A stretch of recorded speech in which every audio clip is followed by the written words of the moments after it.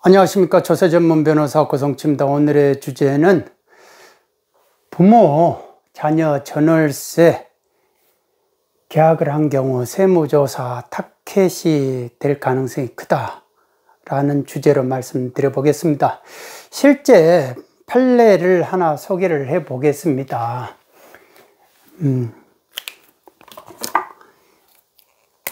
이 부가 있고 모가 있어요. 여기가 이제 자가 있고 이쪽에 이제 배우자가 있어요. 그러니까 아내가 있죠. 여기가 아들이 있고. 요즘은 부모가 뭐를 반석을 안 깔아주면 자력으로 뭐를 하기가 참 힘들잖아요. 그런데 아들이 이제 의사예요. 이제 힘들게 공부시켜가지고 이제 의사가 됐고, 아내도 이 변호사로 이렇게 둘이가 이제 벌어서 살만한데, 부모 입장에서는 또 이제 뭐를 집을 하나 해주고 싶은 거죠. 그런데 아들 입장에서는 전세를 살았어요. 전세를 살았는데 이 전세 자금이 4억이었어요. 근데 2016년 1월부터 2017년 12월까지 2년 동안 살았다 이거예요. 그때 이 전세가 서초구 전세였다 이거예요. 2016년에 4억이었다는 게 참 격세지감이 있는 거죠. 지금 2021년에 이 4억짜리가 서초구에 있겠느냐 이거죠. 4억을 살았는데 이거에 대해서 4억을 살고 그 다음에 또 나중에 이 아들이 2017년 전세 기간 중에 2017년 9월에 강남구에 9.4억짜리 도곡동에 있는 그 9.4억짜리 9억 4천만 원짜리 아파트를 매수를 해요. 매수를 하는데 이게 이제 자금 출처 조사가 나간 거예요.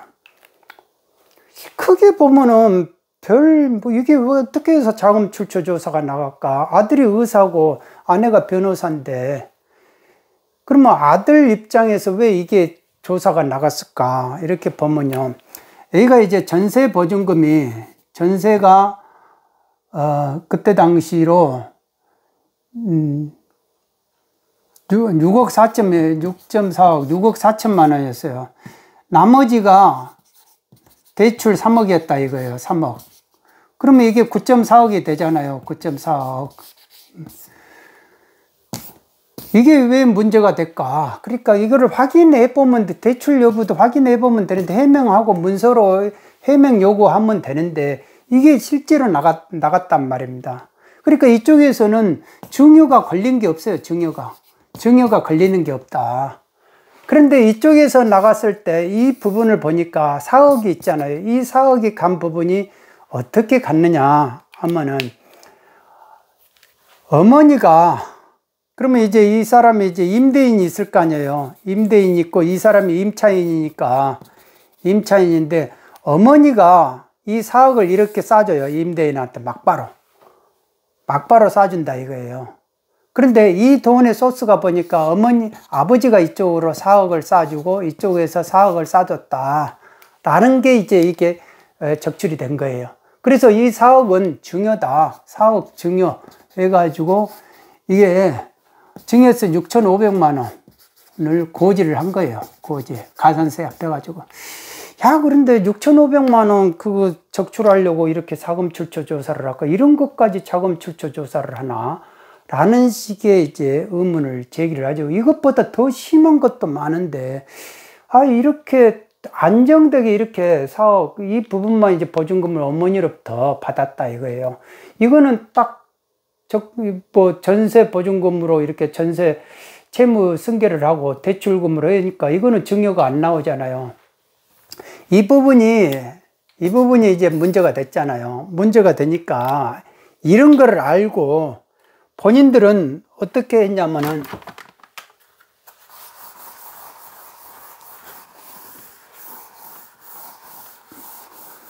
나름대로 치밀하게 했어요.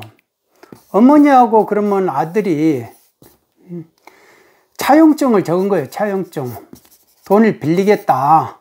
빌리겠다 적고 2년 만기에 2년으로 월 이자 5%씩 주겠다. 이건 매월 주는 걸로 했어요. 매월. 매월 주는 걸로 했다 이거예요. 이런 식으로 차용증 적었으니까 금전 소비 대차다. 사억이 증여가 아니다 이렇게 주장을 해요. 사억이. 그런데 나중에 이렇게 보니까 이 차용증을 줬는데 이자를 줬다고 이렇게 했는데 이게 보니까 세무조사가 2018년에 나왔어요. 2018년에 나와가지고 2016년에 전세 보증금 그 전세 받은 것부터 2017년 9월 집을 사는 그 기간 동안을 다 조사 대상 기간으로 해가지고 자금 출처 조사를 한 거예요. 근데 이때 2018년에 세무조사가 나왔는데 이때부터 이자를 지급을 했다 이거예요. 그러니까 그 전부터 이자를 지급한 게 세무조사 나온 시점부터 이자를 지급을 했어요.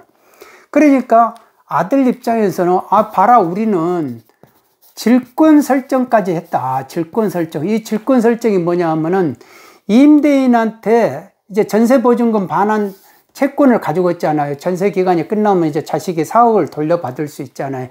그 4억에 대해서 임대보증금 반환 그 금액에 대해 세권에 대해서 질권 설정을 했다 이거예요. 질권자는 이거는 자기는 이제 질권 설정자는 이게 자가 되고 근데 질권자가 누구냐?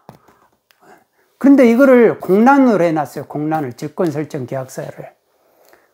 그런데 이거를 이제 제출을 하면서 나중에 이제 소송에서는 원본은 이 세무조사 당시에 이제 제출한 거는 공란이 되는데 소송에서는 여기다가 어머니라고 이렇게 딱 기재된 질권 설정 계약서를 내놔요. 그러니까 그건 믿지 못하겠다 법원이 그래버린 거예요. 그리고 2017년 이제 12월 달에 다 돼가지고 보증금을 누구한테 받았냐면은 질권 설정을 해놨으면 어머니가 질권 설정이 됐으면은 당연히 임대인은 이 보증금을 이 자식한테 주면 안 돼요. 질권자에는 어머니한테 줘야 되는데 질권 설정 해지를 요구를 해요. 자가 어머니한테 우리는 질권 설정 해지를 요구를 해가지고 질권 설정 해지합시다. 해지해가지고 귀하에게 내가 돈 빌린 거 갚으려고 했는데 이게 디테일로 이렇게 대출 규제에 묶여버리니까 내가 갚지를 좀 못하겠다. 그러니까 일단은 보증금을 내가 받고 나서 나중에 이 집을 사가지고 그걸 담보로 해가지고 조금 더 많이 대출 받을 것 같다. 그러니까 그렇게 해서 어머니한테 내가 반환을 하겠다. 이런 식의 이제 질권 설정 해지를 하고 이거에 대해서 임대인이 그거를 받고 임대인이 누구한테 주냐면 자한테 줘요. 자한테. 그런데 자식은 4억을 어머니로부터 빌렸다고 했는데 세무조사 기간 동안에도 반환을 안 해요. 4억을 반환을 전혀 안 했다. 그러니까 이거 차용했다는 말을 우리가 못 믿겠다 이거예요. 더더군다나 근데 이제 이 1심 법원 같은 경우는 기본 통칙을 인용을 했더라고요. 법원이. 기본 통칙 인용하기가 법원은 자존심이 있기 때문에 이런 애교 같은 거는 일체 인용을 안 해요. 그런데 얼마나 안 해주려고 했냐면은 이게 기본 통칙에 보면은 상증법상 기본 통칙 45-34-1번 이렇게 했을 때 원칙적으로 배우자 및 직계 존비속 간의 소비 대차는 인정하지 않는다라는 거를 이제 인용을 해요.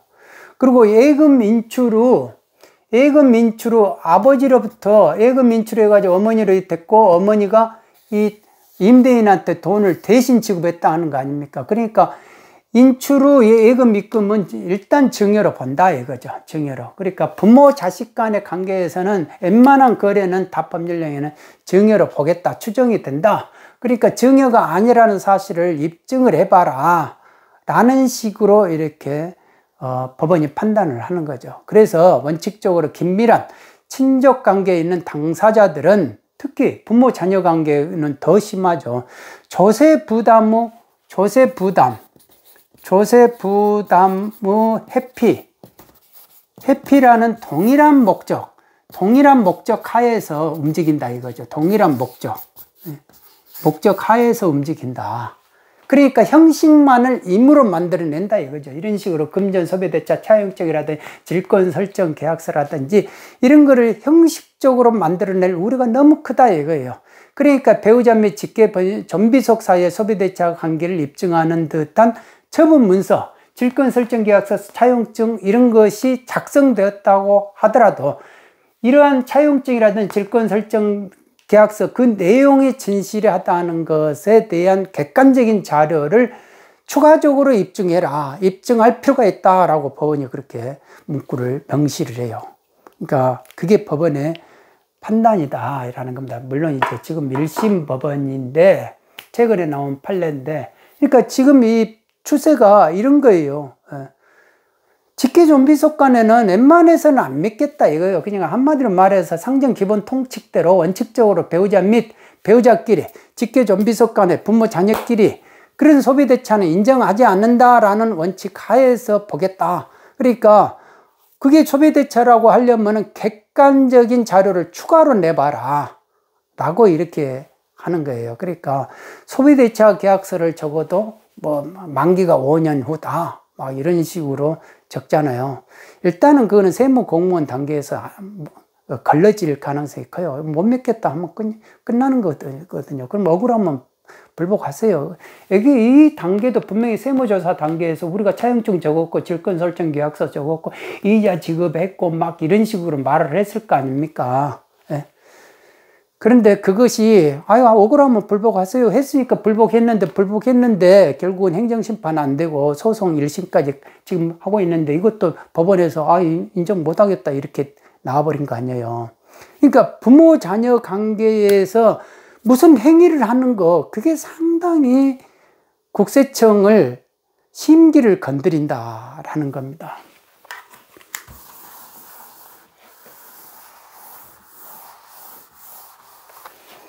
가령 이제 어머니가 이제 아버지 부모가 같이 이제 1주택이 있고 2주택이 있다 이거예요. 그러면 이거를 가지고 아들한테 자한테 전세를 준다, 전세를 줘놓고 또 이거는 아들한테 양도를 해가지고 다시 이렇게 내가 전세로 살겠다 라는 식의 이런 식으로 벌써 이게 몇 개입니까? 하나, 둘, 세 개의 법률 행위를 부모 자녀 간에 이렇게 특수관계자 사이에 3개의 법률 행위를 집중적으로 하면은 국세청한테 괘씸죄 걸리겠느냐 안 걸리겠느냐. 제가 국세청에 이제 위원이 돼가지고 회의를 했을 때 과세처분 여부에 대해서 회의를 했을 때 이거는 법률적으로 인건비 인정을 해줘야 되는 거 아니냐. 그런데 이제 특수관계자에 대한 인건비니까 인정 안 해도 된다. 이거는 죄 중에서 가장 나쁜 죄가 큰 죄가 괘씸죄다라고 이렇게 공식적으로 조사국장이 그런 말을 하더라니까요. 그러니까 괘씸죄 중에서 제일 큰 죄가 괘씸죄다 이거예요. 국세청 심기를 건드리는 거는 괘씸죄다. 큰 괘씸죄다. 그러면은 내가 세무조사 하는 거예요. 세무조사 나가가지고 자금 출처하겠다 이거. 자금 출처 조사를 하겠다. 이 경우도 아까도 이렇게 자금 출처 조사를 이게 과연 자금 출처 조사까지 나갈 것인가. 그러니까 4억에 대한 전세 보증금하고 그 다음에 9.4억에 대한 이게 이제 6.4억에 대한 전세 보증금하고 그 다음에 대출 3억하고 이렇게 돼 있다 이거 아니에요. 이 자금 출처를 이거에 대한 자금 출처는 해가지고 증여 걸고 그러면 이 6.4억이 전세 보증금이거든요. 전세 보증금인데 결국은 전세 보증금을 채무 인수했는데 이거를 과연 자가 원래의 소유자에게 채무자에게 반환을 했는지 이것까지 확인하는 거예요. 실제로는. 그런데 그 당시 세무조사는 이것까지는 확인을 안 했다 이겁니다. 이것까지 확인하게끔 돼 있는 거예요. 실제로 세무조사 나가면 이거. 그러니까 이런 식의 뭐를 채무 인수하는 거 있잖아요. 채무 인수. 하여간에 타인 채무로 뭐를 집사하는 거 그거 아주 안 좋아합니다. 그거 아주 안 좋아해요. 그래서 해명해가지고, 이거는 문서로 해명해가지고, 이렇게 보면, 아, 해명됐네, 이러면서 넘어가야 되는데, 끝끝내 나가잖아요. 나가가지고 조사를 하는 거예요. 그러니까, 가령 이제 어머니가 이게 이제 증여자가 됐잖아요. 그러면은, 자식에 대한 증여조사, 자금출처조사로 증여를 나가지고, 어머니가 만일 사업자다 그러면 사업자까지 이렇게 당신은 그 재산을 증여한 이 재산을 어디서 났느냐, 이 재원까지 좀 자금출처 보자, 이런 식으로. 이게요, 뺑뺑이라니까, 뺑뺑이. 이걸로 걸고 또 이쪽으로도 걸고 계속 가보자 해가지고, 당신은 이 돈 어디서 났느냐 하면서 계속 파헤치면은 그거를 견딜 사람이 어딨냐, 이거. 막 염라당이 이제 죽어가지고 올라온 사람들 억경대다 놓고, 한 살 때부터, 너 태어날 때부터 지금까지 한번 껍질 한번 벗겨볼까? 하면서, 너 죄가 없다고? 하면서, 알긴 모르게 지은 죄 많아. 하면서, 한번 볼까? 하면서 양파 껍질 벗기듯이 해버리면 그 견딜 사람이 누가 있겠냐. 그래서, 검찰 권력이 이제 막 그게 있잖아요. 검을 한 번 쳤는데, 한 번 치고 나서 두 번 치고 세 번 치면 그러진 짓 하지 마라. 심지어는 뭐, 옛날에 이제 뭐, 그 고검장, 그분이 이렇게 말한 말이 회자가 되잖아요. 그러니까 장칼을 한 번 휘둘러 놓고 계속 이쪽에다 증여해 놓고 또 그 다음 증여 보고 자금 출처 계속 올라가면서 너 사업자 조사까지 해보자. 종소세 조사까지 해보지다. 이런 식으로 하면 안 된다, 이거죠. 그러니까 이게 자금 출처 조사가, 이게 이런 식의, 이게 위법성이다, 이거예요. 자금 출처 조사라는, 세무 조사라는 거는 없어요. 증여세 세무 조사가 있을 뿐이지 자금 출처 조사라는 거 없다라는 겁니다. 그러니까 명백한 혐의가 있어야 되는 거예요, 혐의가. 그러니까 혐의가 있어가지고 와가지고 그 다음에 이제 뭐 그 다음 확대하는 것도 또 혐의가 있어야 된다, 이겁니다. 여기 와가지고 이쪽에서 확인해가지고 또 이렇게 건너가는 거는 계속 핑퐁한다, 이겁니다. 그 부분을 자금 출처 조사를 막으려고 제가 3년 5개월 동안, 3년 7개월입니까? 그렇게 노력을 했는데, 결국 못 막았어요. 그러니까 거기서 이제 뚝이 한번 이제 막으려고 노력을 했는데, 그 뚝이 이제 딱 열어져 버리니까 법원이 열어준 거예요. 그러니까 지금 막 신나게 하는 거죠, 이 자금 출처 조사를. 법원이 인정해 줬으니까.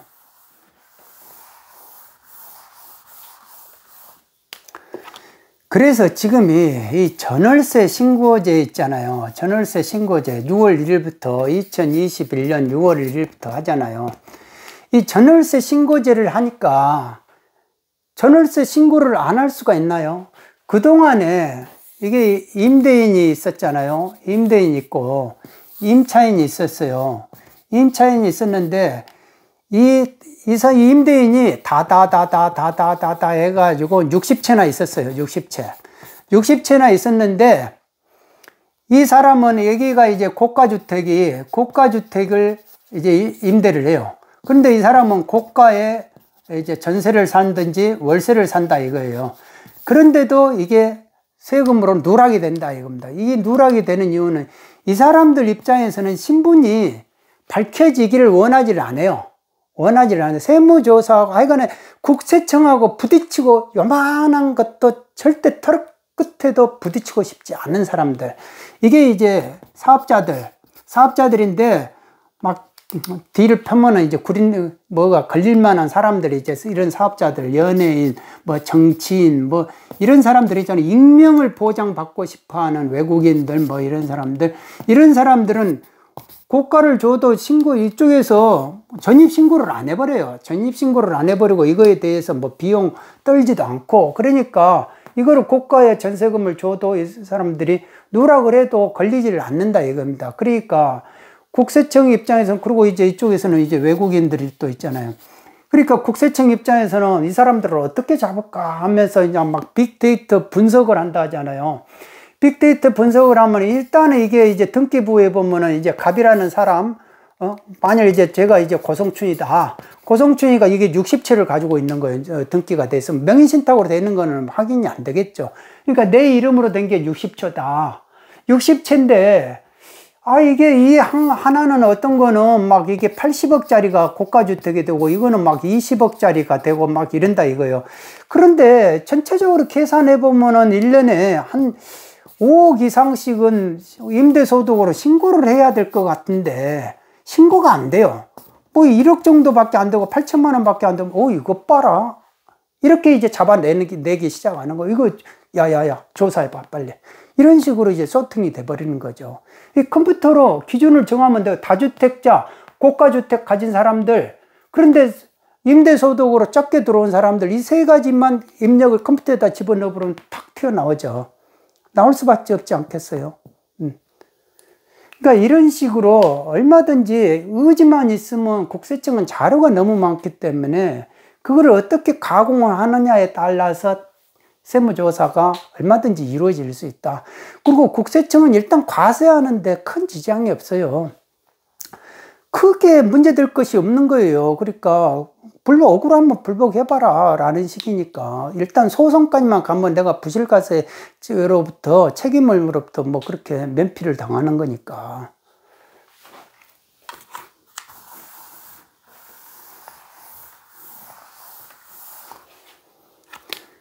그러니까 이게 전월세 신고를 하면서 신고를 하는데, 그러면 그동안에 내가 솔직히 그동안에 이제 뭐 731만 명인가요? 뭐 2020년 기준으로 하면은 25% 정도인 뭐 230만 명인가? 270만 명인가? 이 정도밖에, 전입신고 비율이 이 정도밖에 안 된다. 추정은 임대하는 사람들이 이 731만 명인데 전입신고가 들어와 있는 것 보니까 이 정도밖에, 그러니까 이 정도밖에 소득 신고가 안 된 것 같다라고 이렇게 추정을 하죠. 그러니까 이거에 대해서 과세 양성화를 하겠다라는 의미에서 국세청이 그동안 노력을 해왔죠. 그런데 6월 1일부터 전월세 신고제를 내버리니까 이게 임차인 입장에서는 전입신고가 동시에 이제 신고가 되니까 임차인한테 여러 좀 혜택을 주죠. 혜택을 주니까 임대인 입장에서는 이제 괴롭게 되는 거죠. 괴롭게 되는 거예요. 그동안에 이제 3주택 이상에 한해서만 이제 전세, 보증금, 간주임대료, 이거에 대해서 과세가 되고, 이제 2주택은 무조건 월세는 다 신고해야 되고, 1주택은 고가주택에 한해서만 월세 신고를 하게끔 돼 있잖아요. 이런 식으로 돼 있단 말이에요. 그러니까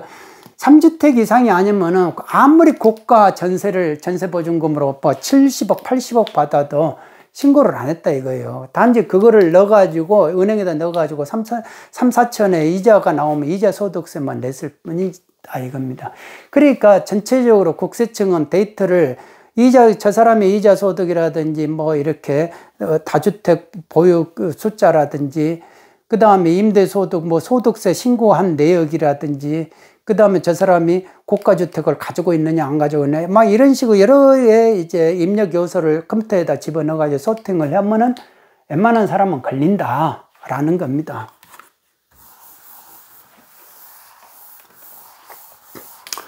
실제로 진짜 현금 부자들은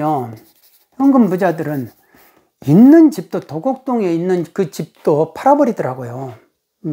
아니 왜 팝니까? 그랬더니 신경 안 쓰고 싶어요 그러더라고요. 신경 안 쓰고 싶어요. 그러니까 세금으로부터 하여간에 신경을 안 쓰고 싶은 거야. 경기가 일으키니까 일단 뭐 이렇게 세금 국가로 해가지고 막 사정없이 휘두르는데, 그 망나니 같이 휘두르는 그 칼에 베이면 큰일 나잖아요. 그러니까 어떻게든지 그냥 안전지대로 숨어 있어버리는 게 낫다 이거. 이 집이 오른다 해가지고 내가 그거 더 하나 해가지고 시세 차이 그거 노리는 사람들이 아니다 이겁니다.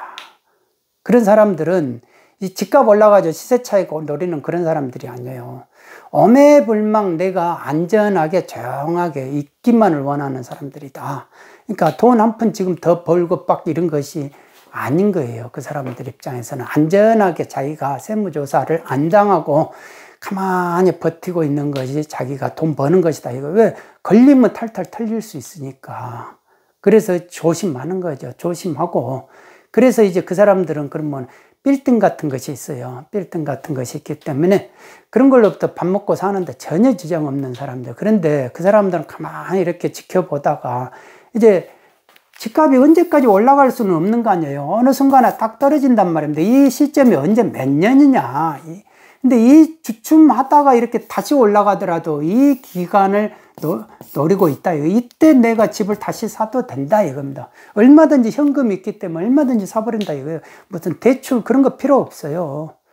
그러니까 이런 사람들이 존재하는 거예요. 그러니까 우리나라가 상당히 양극화가 돼 있는 거는 사실이다 이거예요. 이게 이쪽에 있는 이 현금 부자 내로남불 산성 정도 기득권화 돼 있는 사람들 입장에서는 나라가 무슨 공산국가화 돼도 이 사람들은 항시 살아남고 대접받을 사람들이죠. 돈이 있기 때문에 공산국가도 돈이 있으면 되는 거 아닙니까? 그러니까 아무리 뺏어도 그러니까 이 사이에 있는 이상하게 중간 정도에 있는 중간계층 사람들이 이 사람들이 세금 폭탄에 그냥 막 너무 시달려 버리니까 그냥 막 힘들어하죠. 그러니까 이분들이 힘들어하니까 결국 이 무주택이라든지 서민들이 더더욱 힘들어하죠. 왜? 이쪽에 이제 임대는 이 사람들이 해주니까, 임대는.